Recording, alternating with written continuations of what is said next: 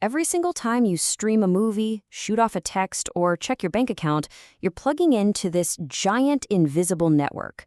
But what happens when that entire network, that whole digital world, needs to pack up and move? Well, today we're going to pull back the curtain on one of the most intense, high-stakes operations in tech, moving a massive company's digital brain without ever turning off the lights. Think about it like this for a second. A company's server platform, that's its brain. It's everything. So a migration isn't just moving some files. It is, quite literally, a brain transplant. You're moving the company's entire consciousness, all its data, all its functions, its entire digital identity to a brand new home, all while the patient, the business, has to stay awake and fully operational. It really doesn't get more high stakes than that. So how in the world do you pull something like that off? We're going to follow this mission map.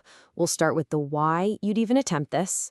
Then we'll map out the journey, brace ourselves for the actual execution, and finally, see what it really takes to stick the landing and live to tell the tale. Okay, first things first.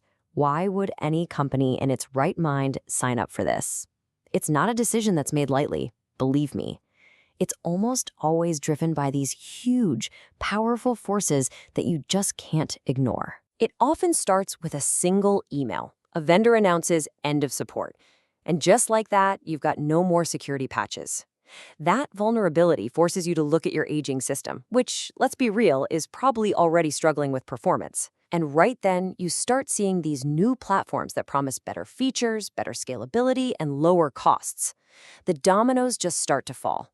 And pretty soon, you realize that standing still is actually way riskier than making the move. So, the decision is made. You're moving.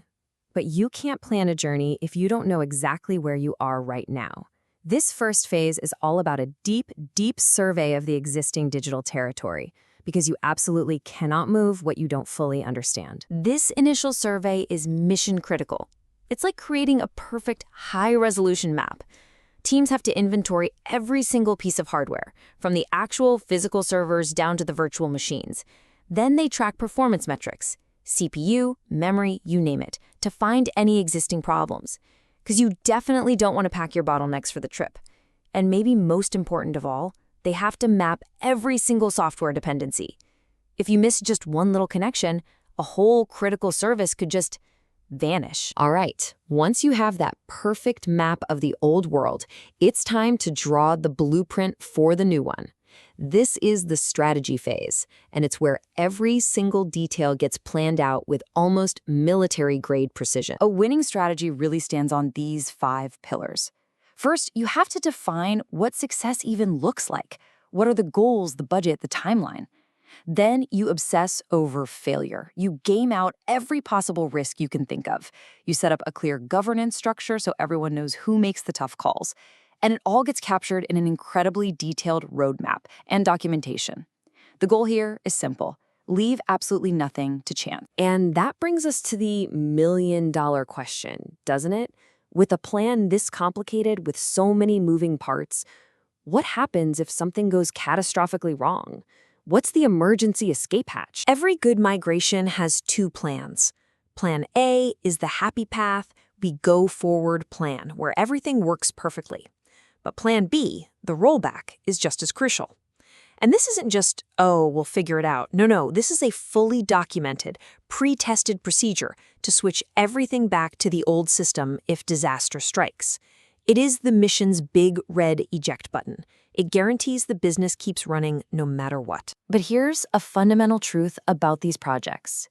You can have the most flawless technical plan in the history of the world and still fail spectacularly. Why?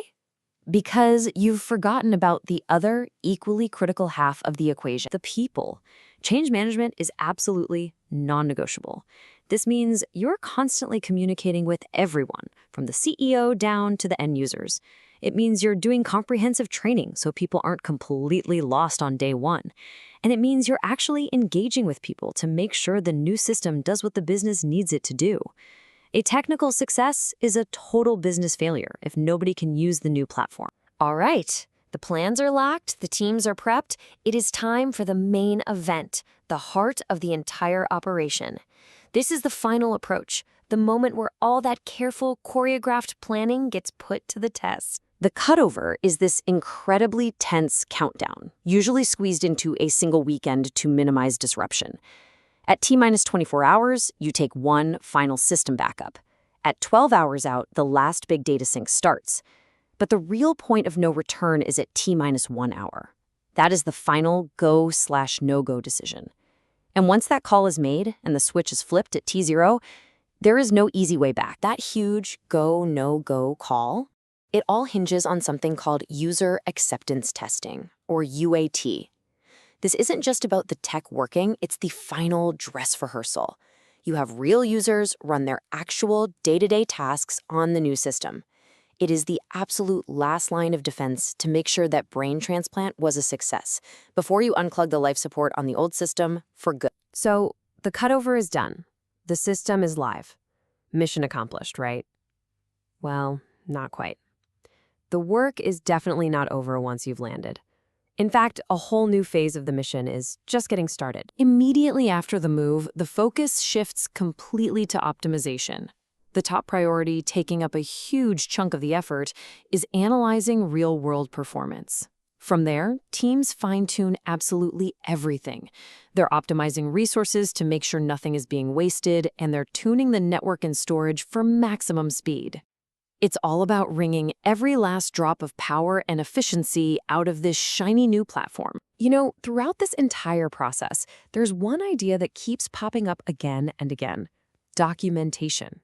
And this quote just says it all. Creating a detailed record of the entire project, the wins, the really tough challenges, the clever solutions, is absolutely invaluable. It creates a playbook that makes the next migration that much smoother, faster, and way less risky. And let's be honest, there will always be a next migration. So the best practices you learn from one project become the bedrock for the next one. Organizations are told to embrace automation to cut down on human error, to seriously look at the cloud for its flexibility, and most importantly, to start treating migration not as a rare, scary event, but as a regular, planned part of their technology lifecycle. And this all leads us to a final, pretty provocative thought. As the pace of technology just keeps getting faster and faster, are these incredibly high-stakes, complex migrations no longer a once-in-a-decade event? Are they simply becoming the new, continuous state of being for our digital world? A constant evolution that really never gets to stand still.